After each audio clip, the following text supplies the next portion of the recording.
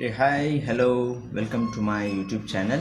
Today I'm going to discuss with you about this new project. It's using this Quarky board, which is ESP32. It's a new board, just like Arduino. There's something available in the internet.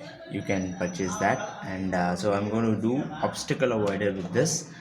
So I have connected ultrasonic here, and I have designed it with a cat here. So that's one.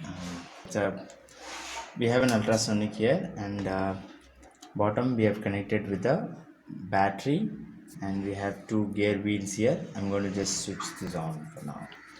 Okay, I'm using a software here, PictoBlox. So I'm going to manually operate this robot. Here I've written the blocks here. I'm not going to explain the blocks here because my objective is to show this demonstration of this moving vehicle. The blocks, if you are very familiar, you can do this by copying this code, or I'll teach you this how to code with PictoBlox in my next video. Okay, I'm going to operate this with my keys like up, down, left, right. I'm going to navigate the robo manually, and again I have another code here, which is automatically going to do the obstacle avoider, and it's going to drive the vehicle. So I have given some instructions to it. Let's practically see that. Okay, here we go. Okay, the vehicle is moving forward now. I'm going to keep an obstacle here, and look at it. It's turning to the right. So it's turning to the right because I have programmed to turn to the right. If you turn it to the left, you have to reprogram it to the left.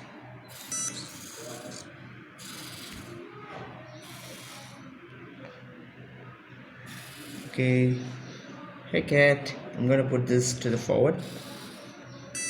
Okay, turn to the right. Okay, I'm gonna give another obstacle here. Turn in. Another one here. Okay, another. Unlike we do it with Arduino, I have done this obstacle avoider using Quarky board. Hope you like this video. Thank you for watching this video. Let me see you in another video. Bye bye. Take care.